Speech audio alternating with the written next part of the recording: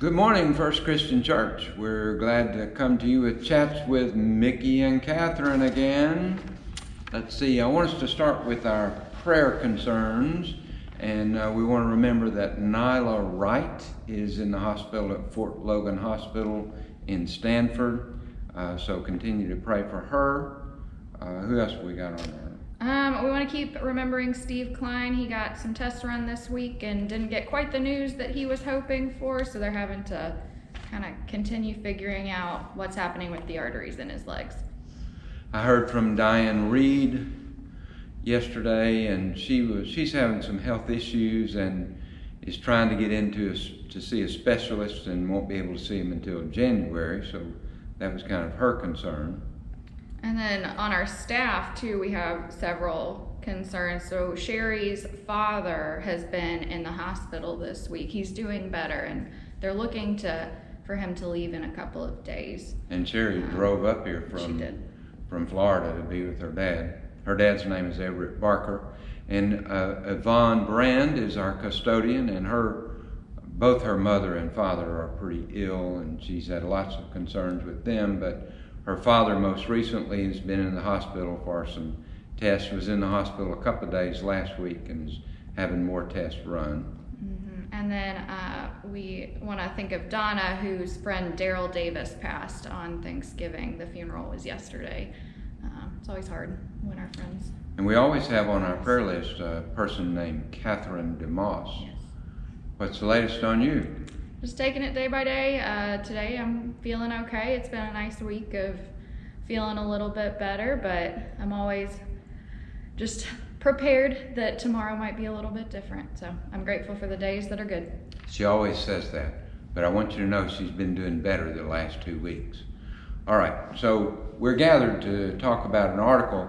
I'm always fascinated that there are these articles in quote, secular newspapers like the New York Times keeps publishing religious articles that I think are interesting. And Monday there was one by a lady named Ruth Graham that was entitled Horse Troughs, Hot Tubs, and Hashtags, Baptism is Getting Wild. That got my attention. And so it talked about whereas baptisms in a church like ours traditionally are in a baptistry, and the baptistry often has a painting of the Jordan River behind it. Nowadays, when you've got churches that are meeting often in converted space in a shopping mall, they don't have built-in baptistries. And so they often bring in steel livestock troughs, haul it in, fill it with water, and baptize in that. And then the article pointed out others are doing baptisms in the ocean, in an inflatable hot tub. One church does their baptism at the Hawaiian Falls Water Park. Yeah. I thought that's interesting. So have you ever been a part of a baptism anyplace else but in a church? I have not. However, I had friends that were. So it's not a foreign concept to me. I knew people that were baptized in rivers or pools, lots of different places. But I have never personally attended one. What about you? I was, when my first church, we had a baptistry, and a church much like this one, a lot smaller, but we also were near the White River, and so everybody in the church had said, well, I was baptized in the White River, and so we decided one summer we were going to have a baptism, and we went down to the White River and we baptized down there, and that was a great occasion. My wife Sarah was baptized in a cattle trough like this when she was growing up, when she was young. So I like the article that said that it's not the container that matters, it's what's going on in the person's heart. Mm-hmm. And I think that's true. And I thought this would be a good occasion for us to talk about our baptism. So tell me about your baptism. I'm pretty stereotype disciples. I was 10. It was about the time that everybody else was doing it. And there was a baptism class throughout Lent.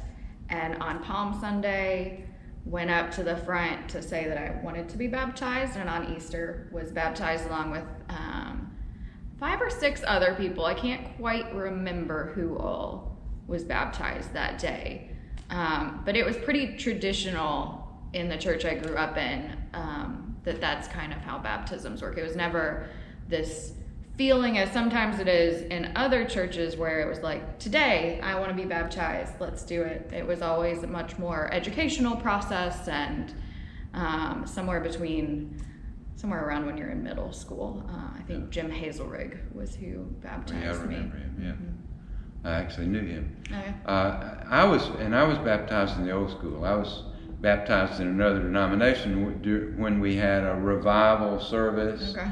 And I was only 8 years old. And so, of course, they put a lot of pressure on you in some of those services. But I felt, it was really interesting. I felt my heart physically hurt. And I interpreted that as I needed to be baptized and give my life to Christ. And I was only 8 years old, but it was a genuine decision.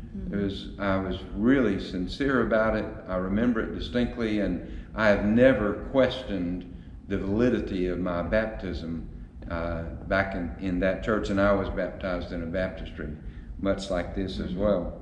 Yeah, did you have the white robes and everything? I remember that very heavy white robe, and as you got into the pool, it just became heavier. So when you came out, you were just... You know, a lot of those baptistry robes have like, weights in the bottom sewed into the hems so they to don't keep them float. down so they don't float up. Yeah. There are a lot of embarrassing things can happen with a baptism, you know, so... the other piece was that I was so short that they had to put a cement block into the baptistry so that I would be visible because I was too short to see over the baptistry. I've done that before. And I've also baptized kids. I put a chair in. They were so short I had to put a chair in and baptize them off of a chair. Another thing that the article talked about, it said it's not just the architecture or the location that's changing. Contemporary evangelical baptisms often are raucous affairs. I thought that was interesting. And it reminds me of high school graduations that used to be a dignified thing, and now high school graduations are often raucous affairs. Have you noticed that trend?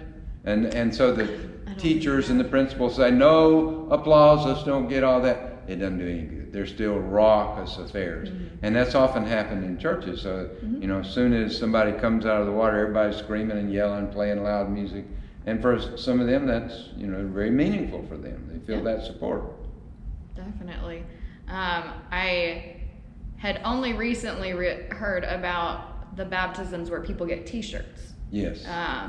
And so you all get a T-shirt about this event that you remember, and you all match, and I'd never really thought about that before. That was an interesting. That's not a bad idea there, I think. It's an interesting alternative to the very heavy white robe. To the robe, yeah. Much easier to get out of the pool. Yeah, I guess that's true. Well, and all this partly brings up the fact that we are talking about a baptism class, and we're going to work on that in the spring, and probably. So you're thinking a baptism class lasts 4 to 6 weeks or something like that? Probably, yeah. I still have to finalize it, but about 4 to 6 weeks, and with a mentor, and we're still kind of feeling it out and figuring out what has been done in the past. And are you comfortable with the March 27th date we penciled in? So probably our date will be March 27th when we do the baptism itself. And so we'll keep that. One of the things the article mentioned, it said that the change in baptistry location is not always a matter of style. Built-in baptistries are bothersome. Mold and leaks are constant problems, and maintaining baptistries is very expensive, it says. So, and one of the things, when I came here this time, I heard stories from Joey and others that apparently Joey had started to baptize one time and the water was too cold, and he went out and bought a portable heater to put in it. And then another time I heard it was too hot and he had to haul in water to cool it off. And so I was really concerned about that for ours, and I've assigned Stephen to do a scientific experiment with our baptistry. And so he has filled the baptistry and then turned on our built-in heater, and he's put a thermometer in it, a pool thermometer in, to measure how quickly it heats and if it's going to maintain a temperature, and I'm going to end this video by showing you a clip where I've gotten Stephen to show me what he did with the baptistry. I think you'll like seeing that as well.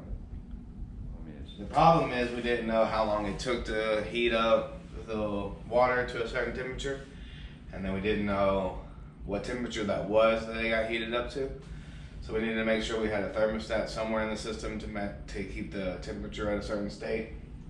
So we found out it takes 11 hours to get it to 82 degrees, and then it pretty much stays at 82 degrees the whole time. Like, I'm sure it gets down to like 1 degree or 2 degrees, and then it heats back up.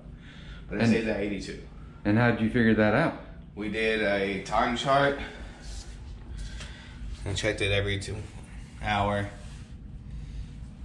And it started at 60. Yep, and then got up to 82 in 11 hours. And how do you know how the temperature is? Pull that up. Oh yeah, we got what looks like a fishing thing. It's a pull thermometer. Floats, makes it easier on us. And then it come down. And What's the temperature now? It is 82 degrees. 82 degrees. Yep, make sure we look at it, and then we just toss it back in. Oh! I hope you got that, 'cause that's great. Oh, and your string came undone. Now you got to go fishing for sure. No, I'm not fishing for sure. I'm drinking the water because we know it's at 82. I'll go tell Yvonne to do it. You have to get a broom or something. There's a hook right there. Oh, a hook. There you go. It looks like it's going to float to the other side. You can get out on that side and just keep walking out there.